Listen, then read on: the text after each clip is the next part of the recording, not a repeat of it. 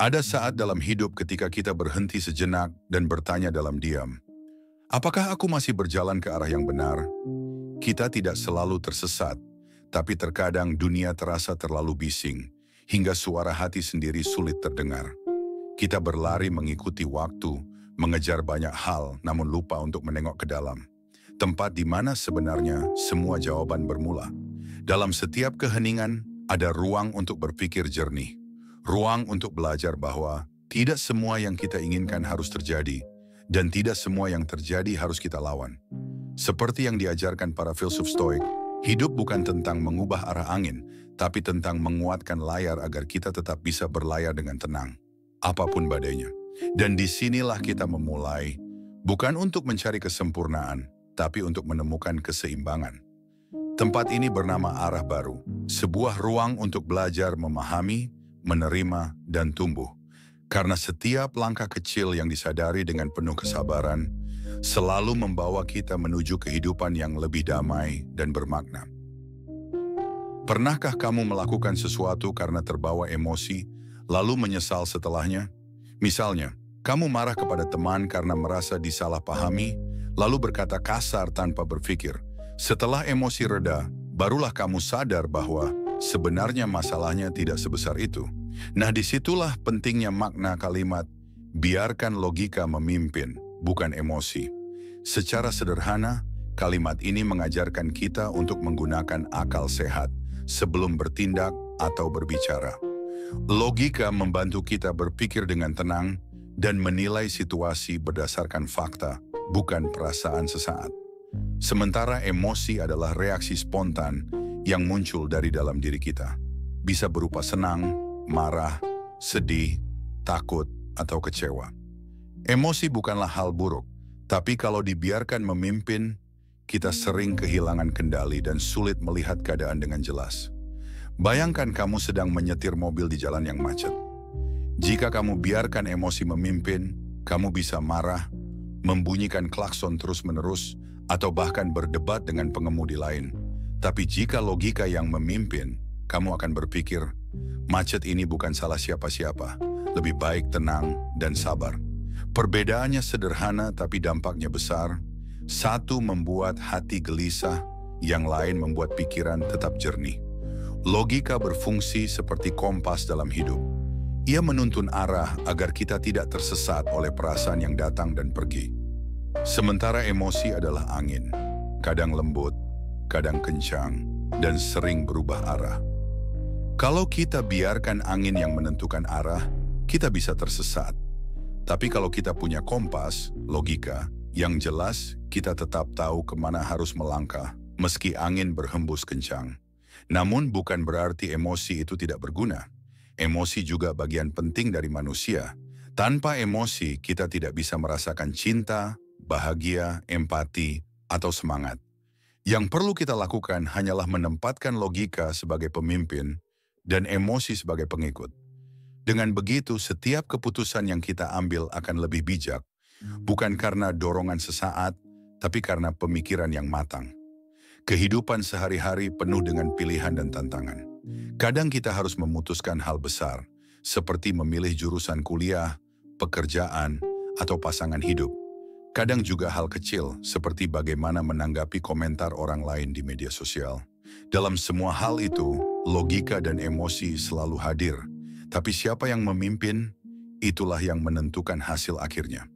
Mulai dari sini, kita bisa belajar untuk lebih sadar setiap kali perasaan muncul. Tanyakan pada diri sendiri, apakah aku bereaksi karena emosi atau karena logika? Jika kita terbiasa menunda sedikit sebelum bereaksi, itu tanda bahwa logika mulai mengambil alih peran. Langkah kecil seperti ini bisa membawa perubahan besar dalam hidup.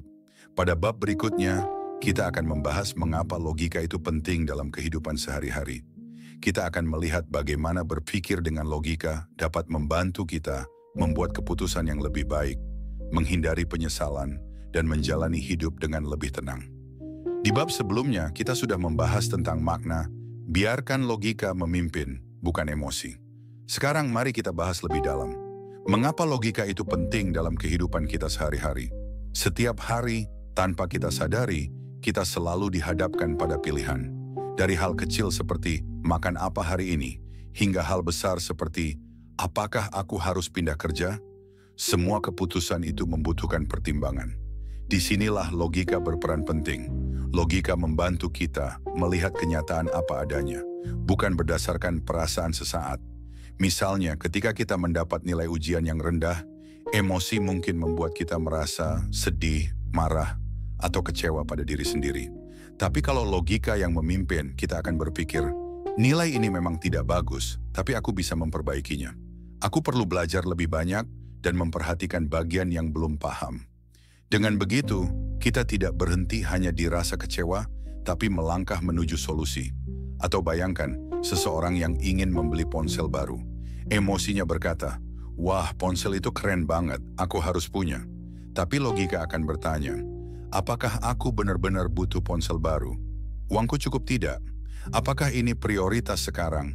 Kalau kita membiarkan emosi yang memimpin, kita bisa menghabiskan uang untuk hal yang tidak penting. Tapi jika logika yang memimpin, kita belajar menunda keinginan demi hal yang lebih berguna. Logika juga penting untuk mengatur hubungan dengan orang lain. Dalam pertemanan misalnya, kita kadang merasa tersinggung karena perkataan seseorang. Emosi ingin segera marah atau menjauh. Tapi logika bisa menenangkan kita dengan berpikir, mungkin dia tidak bermaksud buruk. Lebih baik aku bicarakan baik-baik hasilnya. Masalah selesai tanpa pertengkaran. Logika membantu kita menjaga hubungan tetap sehat dan damai. Selain itu, logika membuat kita lebih siap menghadapi masalah. Hidup tidak selalu berjalan mulus. Ada waktu di mana kita gagal, kecewa, atau kehilangan sesuatu. Kalau kita hanya mengikuti emosi, kita bisa mudah putus asa.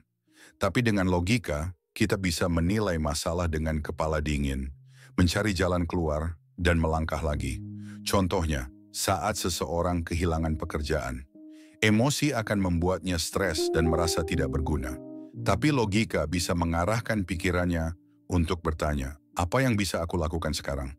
Mungkin ini kesempatan untuk mencoba hal baru atau mencari pengalaman lain.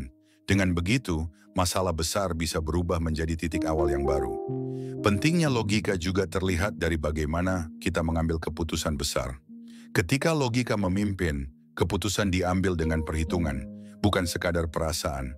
Kita belajar menimbang risiko dan manfaat sebelum melangkah.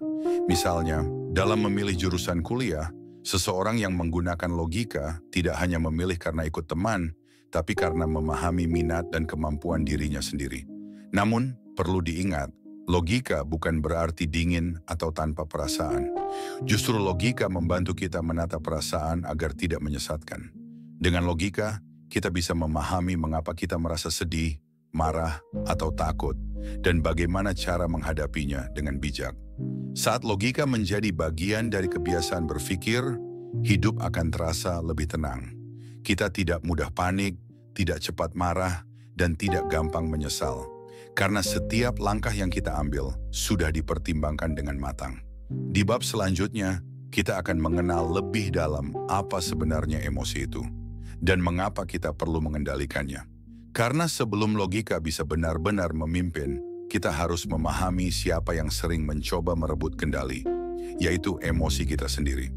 Kita sudah memahami pentingnya logika dalam kehidupan sehari-hari. Tapi untuk benar-benar membiarkan logika memimpin, kita perlu tahu siapa lawan utamanya, yaitu emosi. Emosi adalah bagian alami dari diri manusia. Semua orang punya emosi, dan itu tidak bisa dihindari. Emosi adalah reaksi perasaan yang muncul secara spontan saat kita menghadapi sesuatu. Ketika kita senang, kita tersenyum. Saat marah, wajah memanas. Saat takut, jantung berdebar. Saat sedih, air mata mengalir. Semua itu adalah bentuk emosi. Emosi tidak selalu buruk. Bahkan emosi adalah tanda bahwa kita manusia yang hidup dan peka terhadap lingkungan. Tanpa emosi, hidup akan terasa datar. Tidak ada kebahagiaan, kasih sayang, atau semangat. Namun masalahnya muncul ketika emosi terlalu kuat dan mengambil alih kendali pikiran. Bayangkan kamu sedang bertengkar dengan seseorang. Dalam kondisi marah, kamu mungkin berkata hal-hal yang menyakitkan tanpa berpikir panjang. Setelah emosi reda, kamu menyesal. Atau saat kamu terlalu senang, kamu bisa saja menjadi ceroboh, Misalnya berjanji sesuatu yang ternyata sulit kamu tepati. Semua itu terjadi karena emosi memimpin dan logika tertinggal di belakang. Emosi bekerja seperti gelombang laut, kadang tenang, kadang bergelora. Kalau kita tidak belajar mengendalikan gelombang itu, kita bisa terseret arusnya. Tapi kalau kita tahu cara mengemudikan perahu, logika, kita bisa menavigasi ombak tanpa tenggelam. Mengendalikan emosi bukan berarti menekan perasaan atau berpura-pura tidak merasakannya. Justru, mengendalikan emosi berarti menyadari apa yang kita rasakan dan memilih cara yang tepat untuk menanggapinya. Misalnya, saat marah bukan berarti kita tidak boleh marah, tapi kita bisa memilih untuk diam dulu sampai tenang. Saat sedih kita boleh menangis, tapi jangan sampai kehilangan semangat untuk bangkit. Saat senang kita boleh bersyukur, tapi jangan berlebihan sampai lupa diri. Orang yang bisa mengendalikan emosinya akan tampak lebih dewasa dan bijak. Ia tidak mudah dipancing, tidak gampang menyerah, dan tidak terburu-buru dalam mengambil keputusan. Ia tahu bahwa perasaan bisa menipu, tapi logika akan menuntunnya kembali ke jalan yang benar. Mengendalikan emosi juga membuat hidup lebih damai. Kita tidak cepat tersinggung oleh perkataan orang lain, tidak mudah iri dengan kesuksesan orang lain, dan tidak gampang kecewa jika sesuatu tidak berjalan sesuai rencana. Karena kita tahu, semua hal bisa diselesaikan dengan tenang jika pikiran jernih memimpin. Namun mengendalikan emosi bukan hal yang mudah. Diperlukan latihan dan kesadaran diri. Kita perlu belajar mengenali tanda-tanda saat emosi mulai mengambil alih. Misalnya, saat jantung mulai berdebar, suara meninggi, atau pikiran terasa sempit. Itu tandanya kita sedang dikuasai emosi. Di momen itu, berhentilah sejenak. Tarik napas, diam, dan biarkan logika berbicara. Ingat, emosi itu seperti api. Jika kita biarkan tanpa kendali, ia bisa membakar dan menghancurkan banyak hal. Tapi jika kita kendalikan dengan baik, api itu bisa memberi kehangatan dan cahaya. Jadi, bukan emosi yang harus dimatikan, tapi cara kita mengelolanya yang harus diperbaiki. Ketika kita sudah memahami apa itu emosi dan bagaimana cara mengendalikannya, kita akan lebih mudah menyeimbangkan antara hati dan pikiran. Dan disitulah logika bisa memimpin tanpa menghapus sisi manusiawi kita. Pada bab berikutnya, kita akan membahas bagaimana sebenarnya hubungan antara logika dan emosi. Apakah keduanya benar-benar bertentangan atau justru bisa berjalan berdampingan dan saling melengkapi? Mari kita temukan jawabannya di bab selanjutnya. Setelah kita memahami apa itu logika dan bagaimana emosi bekerja, sekarang saatnya kita melihat bagaimana keduanya berhubungan satu sama lain. Banyak orang mengira logika dan emosi itu bertentangan, seperti dua hal yang tidak bisa berjalan bersama. Padahal kenyataannya tidak begitu. Logika dan emosi bukan musuh, melainkan dua bagian penting dalam diri manusia yang harus bekerja seimbang. Bayangkan hidup seperti mobil. Logika adalah pengemudinya, sedangkan emosi adalah mesinnya.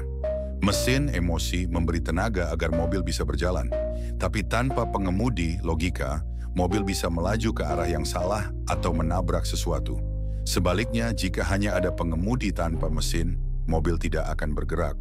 Jadi, keduanya sama-sama penting. Hanya saja pengemudi harus memimpin, bukan mesin. Emosi memberi warna dalam hidup kita. Ia membuat kita tertawa, menangis, bersemangat, atau merasa cinta. Hidup tanpa emosi akan terasa dingin dan kosong. Tapi jika emosi terlalu kuat dan logika tidak mengarahkannya, kita bisa terjebak dalam keputusan yang salah. Logika, di sisi lain, memberi struktur dan arah. Ia membantu kita berpikir rasional, menilai situasi secara adil, dan membuat keputusan dengan pertimbangan matang. Contohnya, saat seseorang bekerja keras demi keluarganya, yang mendorongnya adalah emosi cinta dan tanggung jawab. Tapi bagaimana ia mengatur waktu, uang, dan tenaganya, itu adalah logika yang bekerja. Tanpa cinta, mungkin ia tidak punya semangat. Tapi tanpa logika, ia bisa kelelahan atau salah mengambil keputusan. Keduanya saling melengkapi seperti dua sisi mata uang. Keseimbangan antara logika dan emosi juga terlihat dalam hubungan antar manusia. Ketika kita hanya menggunakan logika tanpa emosi, kita bisa jadi orang yang dingin, sulit memahami perasaan orang lain, dan terlihat egois. Tapi jika kita hanya mengandalkan emosi tanpa logika, kita bisa menjadi orang yang mudah tersinggung, mudah percaya, dan mudah terseret suasana hati. Keseimbangan berarti kita bisa berpikir rasional tanpa kehilangan empati. Misalnya, seorang teman curhat karena sedang sedih. Jika kita terlalu logis, mungkin kita hanya berkata, "Ya sudah, jangan dipikirin." Kalimat itu benar tapi tidak menenangkan. Namun jika kita hanya ikut terbawa emosi dan menangis bersamanya tanpa memberi solusi, masalahnya juga tidak selesai.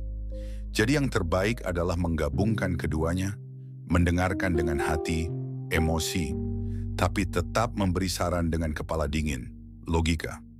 Hubungan antara logika dan emosi juga terlihat jelas dalam dunia kerja, belajar, bahkan kehidupan sosial. Dalam bekerja, logika membantu kita menyusun rencana dan mencapai target, sementara emosi membuat kita punya semangat dan kepedulian. Dalam belajar, logika membuat kita fokus memahami pelajaran, sedangkan emosi membuat kita menikmati prosesnya. Dan dalam kehidupan sosial, logika membantu kita berpikir adil, sedangkan emosi membuat kita mampu berempati. Artinya, logika dan emosi tidak harus bersaing. Yang perlu kita lakukan adalah menempatkan mereka di posisi yang tepat. Biarkan logika menjadi pemimpin yang menentukan arah, dan biarkan emosi menjadi tenaga yang memberi semangat. Kalau logika dan emosi berjalan seimbang, kita bisa menjadi pribadi yang kuat sekaligus hangat, tegas tapi tetap berperasaan. Namun masalahnya adalah, seringkali emosi terlalu kuat dan sulit dikendalikan. Dalam kondisi marah, sedih, atau takut, logika seringkali tertutup. Itulah sebabnya kita perlu memahami apa yang terjadi jika emosi mengambil alih sepenuhnya. Di bab berikutnya, kita akan membahas dampak buruk jika emosi memimpin, dan mengapa penting bagi kita untuk tidak membiarkan perasaan sesaat menentukan arah hidup. Dari situ, kita bisa belajar lebih dalam bagaimana logika bisa melindungi kita dari keputusan yang salah. Kita sudah tahu bahwa logika dan emosi seharusnya berjalan beriringan, dengan logika sebagai pemimpin dan emosi sebagai penggerak. Namun dalam kenyataannya, tidak selalu mudah untuk menjaga keseimbangan itu. Kadang emosi datang tiba-tiba, seperti ombak besar yang menggulung tanpa bisa ditahan. Dan ketika kita membiarkan emosi memimpin, seringkali hasilnya bukan kebaikan, melainkan penyesalan. Mari kita lihat beberapa contoh sederhana dalam kehidupan sehari-hari. Manfaat lainnya, logika membuat kita lebih mudah menemukan solusi daripada masalah. Orang yang berpikir dengan logika tidak akan berlarut-larut menyalahkan keadaan. Ia fokus mencari jalan keluar. Misalnya, ketika pekerjaan menumpuk, ia tidak hanya mengeluh, tapi menyusun prioritas dan menyelesaikannya satu persatu. Ketika hubungan dengan orang lain bermasalah, ia tidak langsung memutuskan, tapi mencoba memahami dan memperbaiki. Inilah kekuatan logika. Ia menuntun kita untuk bertindak dengan bijak, bukan bereaksi dengan terburu-buru. Logika juga membantu kita menjadi lebih adil dan objektif. Saat logika memimpin, kita tidak memihak hanya karena suka atau benci. Kita belajar melihat situasi dari berbagai sudut pandang. Misalnya, saat menjadi pemimpin, logika membuat kita mengambil keputusan yang baik untuk semua, bukan hanya untuk diri sendiri. Dalam pertemanan, logika menuntun kita untuk tidak menilai orang lain berdasarkan gosip, tapi berdasarkan kebenaran. Ketika logika memimpin, hidup terasa lebih stabil. Kita tidak terlalu mudah terpengaruh oleh situasi luar. Kritik tidak membuat kita langsung jatuh. Pujian tidak membuat kita lupa diri. Kita menjadi lebih kuat karena dasar yang kita pijak adalah pemikiran yang matang, bukan perasaan sementara. Namun, satu hal penting yang perlu diingat, logika yang memimpin bukan berarti menyingkirkan emosi sepenuhnya. Justru logika membantu kita mengelola emosi dengan baik. Misalnya, ketika kita marah, logika bisa berkata, tenangkan diri dulu, jangan bicara dulu. Ketika kita sedih, logika bisa menenangkan, ini tidak selamanya, kamu bisa melewati ini. Dengan begitu, emosi tetap ada, tapi tidak menguasai. Logika juga memberi kita kemampuan untuk memaafkan dan memahami. Memaafkan bukan hanya soal perasaan baik hati, tapi juga keputusan logis. Bahwa memendam marah hanya merugikan diri sendiri. Memahami orang lain juga bukan hanya karena rasa iba, tapi karena kita mengerti bahwa setiap orang punya alasan dan latar belakangnya sendiri. Logika yang sehat membuat hati kita lebih luas dan tidak mudah terjebak dalam kebencian. Pada akhirnya, ketika logika memimpin, hidup kita menjadi lebih damai. Kita bisa menikmati perasaan tanpa tenggelam di dalamnya. Kita bisa menghadapi masalah tanpa kehilangan arah. Kita tahu kapan harus berhenti, kapan harus bicara, dan kapan harus bertindak. Dan dari situ, lahir rasa percaya diri. Bukan karena kita selalu benar, tapi karena kita tahu cara berpikir dengan benar. Namun agar logika bisa terus memimpin, kita harus melatihnya setiap hari. Logika tidak tumbuh begitu saja. Ia perlu dilatih seperti otot yang dikuatkan melalui kebiasaan. Dan itulah yang akan kita bahas di bab selanjutnya. Bagaimana cara melatih logika agar semakin kuat sehingga kita bisa menghadapi berbagai situasi hidup dengan kepala dingin dan hati yang tenang. Kita sudah tahu betapa besar manfaatnya jika logika memimpin. Tapi agar logika bisa terus memimpin dalam kehidupan sehari-hari, kita tidak bisa hanya berharap, kita harus melatihnya. Logika itu seperti otot dalam tubuh. Kalau jarang digunakan, ia akan melemah. Tapi kalau sering dilatih, ia akan menjadi kuat dan siap menghadapi situasi apapun. Lalu bagaimana cara melatih logika? Sebenarnya, caranya tidak rumit. Semua bisa dimulai dari hal kecil yang kita lakukan setiap hari. 1. Biasakan berhenti. Sebelum bereaksi, kebanyakan kesalahan terjadi karena kita bertindak terlalu cepat. Saat marah kita langsung bicara, saat tersinggung kita langsung menjauh, saat senang kita langsung bertindak tanpa pikir panjang. Melatih logika berarti memberi jeda sebelum bereaksi. Coba tarik napas dalam, diam beberapa detik, lalu tanyakan pada diri sendiri, apakah ini keputusan terbaik? Apa akibat dari tindakanku nanti? Kebiasaan sederhana ini bisa mencegah banyak penyesalan. 2. Kumpulkan fakta sebelum menilai. Seringkali kita terlalu cepat mengambil kesimpulan. Kita melihat sebagian lalu langsung percaya. Padahal logika yang sehat bekerja dengan mencari fakta lebih dulu. Misalnya, ketika mendengar kabar buruk tentang seseorang, jangan langsung menilai. Cari tahu dulu kebenarannya. Ketika menghadapi masalah, jangan langsung panik. Lihat dulu apa penyebabnya. Dengan begitu, kita tidak dikuasai prasangka, tapi dipandu oleh pemahaman. 3. Latih diri untuk melihat dari sudut pandang yang berbeda.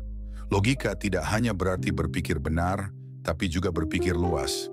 Coba biasakan melihat masalah dari berbagai sisi. Misalnya, saat berdebat, cobalah pahami juga sudut pandang lawan bicara.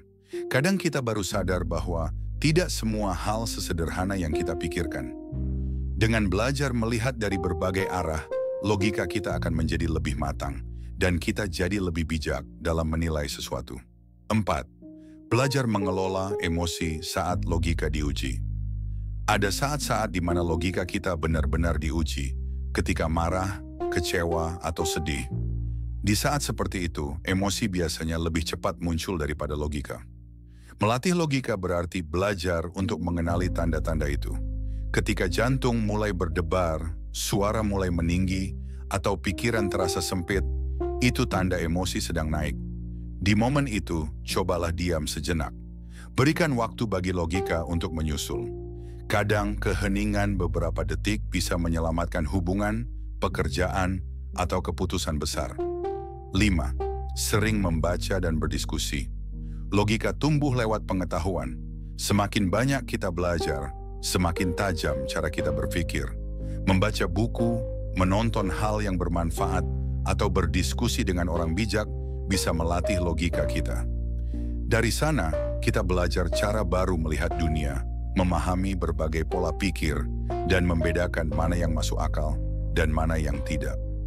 Pengetahuan membuat logika kita tidak mudah dipengaruhi oleh emosi atau opini yang salah. 6. Evaluasi diri. Setelah bertindak, setiap hari kita pasti membuat keputusan, kecil maupun besar. Setelah semuanya berlalu, cobalah renungkan sebentar. Apakah tadi aku bertindak dengan logika atau emosi? Pertanyaan kecil ini membantu kita belajar dari pengalaman. Kalau ternyata kita sempat terbawa emosi, tidak apa-apa. Yang penting kita sadar dan mau memperbaiki di lain waktu. Dengan evaluasi rutin seperti ini, logika akan semakin terlatih. 7. Bersabar dan konsisten melatih logika tidak bisa dilakukan dalam sehari. Ini proses seumur hidup. Kadang kita sudah berusaha tenang, tapi tetap saja emosi mengambil alih. Itu wajar, yang penting kita tidak menyerah dan terus belajar. Seperti orang yang belajar berjalan, kita bisa jatuh beberapa kali, tapi setiap kali bangkit, langkah kita akan semakin kuat. Semakin sering kita melatih logika, semakin mudah kita menghadapi hidup dengan kepala dingin dan hati tenang. Kita tidak lagi mudah bereaksi, tidak cepat menilai, dan tidak gampang terseret suasana. Kita menjadi pribadi yang lebih stabil, seseorang yang bisa berpikir jernih tanpa kehilangan rasa kemanusiaan. Namun, untuk benar-benar seimbang, kita juga perlu tahu bagaimana caranya mengelola emosi dengan bijak. Karena meskipun logika memimpin, emosi tetap akan selalu hadir dalam hidup kita.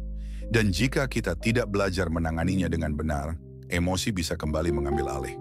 Di bab berikutnya, kita akan membahas hal itu. Bagaimana cara mengelola emosi agar tidak memadamkannya, tapi juga tidak membiarkannya membakar. Kita akan belajar bahwa mengatur emosi bukan soal menahan perasaan, tapi soal memahami dan menyalurkannya dengan cara yang tepat. Di bab sebelumnya, kita telah belajar bagaimana melatih logika agar lebih kuat. Namun sekuat apapun logika kita, emosi tidak bisa dihapuskan. Emosi adalah bagian alami dari diri manusia. Kita tidak bisa hidup tanpa perasaan, karena justru dari sanalah muncul makna. Cinta, semangat, harapan, dan empati. Yang perlu kita lakukan bukanlah menghilangkan emosi, melainkan mengelolanya dengan bijak. Mengelola emosi artinya kita tidak membiarkan perasaan menguasai diri, tapi juga tidak menekannya terlalu dalam. Kita memberi ruang bagi emosi untuk hadir, namun tetap menjaga agar logika tetap di kursi kemudi. Seperti hujan yang turun di musim panas, jika datang dalam jumlah tepat, ia menyegarkan. Tapi kalau datang terlalu deras, ia bisa menyebabkan banjir. 1. Mengenali emosi adalah langkah pertama. Kita tidak bisa mengendalikan sesuatu yang tidak kita sadari. Maka langkah pertama dalam mengelola emosi adalah mengenali perasaan kita sendiri. Saat kamu merasa marah, sedih, takut, atau kecewa, berhentilah sejenak dan tanyakan, apa sebenarnya yang aku rasakan? Kadang kita marah bukan karena orang lain, tapi karena terluka. Kadang kita sedih bukan karena keadaan, tapi karena harapan yang tidak terpenuhi. Dengan mengenali sumber emosi, kita bisa menanganinya dengan cara yang tepat, bukan hanya bereaksi secara spontan. 2. Belajar menenangkan diri saat emosi. Memuncak. Tidak ada yang salah dengan merasa marah atau kecewa, tapi yang menjadi masalah adalah ketika kita membiarkan emosi itu mengendalikan tindakan. Ketika perasaan mulai memuncak, hal terbaik yang bisa kita lakukan adalah menenangkan diri. Tarik napas dalam-dalam, berjalan sebentar, atau diam beberapa menit tanpa berkata apa-apa. Terkadang jarak waktu sesingkat itu sudah cukup untuk menurunkan gelombang emosi dan memberi ruang bagi logika untuk berbicara. 3. Menyalurkan emosi dengan cara yang sehat. Emosi yang tidak tersalurkan dengan benar bisa menumpuk seperti air dalam bendungan dan suatu saat bisa meluap dengan cara yang salah. Oleh karena itu, kita perlu belajar menyalurkan perasaan dengan cara yang sehat. Misalnya, saat marah, tulis perasaanmu di kertas sebelum berbicara pada orang lain. Saat sedih, ceritakan kepada seseorang yang kamu percayai. Saat cemas, alihkan perhatian dengan berjalan, mendengarkan musik, atau berdoa. Langkah-langkah kecil seperti ini membantu emosi mengalir tanpa harus melukai siapapun, termasuk diri sendiri. 4. Gunakan logika untuk mengarahkan emosi-emosi seringkali muncul tanpa izin, tapi logika bisa menentukan arah dan tindakannya. Misalnya, ketika kita merasa tersinggung, logika bisa mengingatkan bahwa mungkin orang lain tidak bermaksud menyakiti kita. Ketika kita takut, logika bisa menenangkan dengan berkata bahwa kekhawatiran itu belum tentu nyata. Menggabungkan logika dan emosi seperti ini membuat kita tetap manusiawi. Kita masih bisa merasakan, tapi tidak tenggelam dalam perasaan itu. 5. Jangan takut merasakan emosi. Banyak orang berpikir bahwa menjadi kuat berarti tidak boleh menangis, tidak boleh marah, tidak boleh takut. Padahal justru dengan mengakui dan memahami perasaan kita, kita menjadi lebih kuat. Menangis bukan tanda kelemahan, tapi cara tubuh meredakan beban. Marah pun bisa sehat, asalkan diarahkan dengan benar. Misalnya menjadi dorongan untuk memperbaiki keadaan, bukan menghancurkan. Yang penting adalah bagaimana kita mengatur cara mengekspresikan perasaan itu.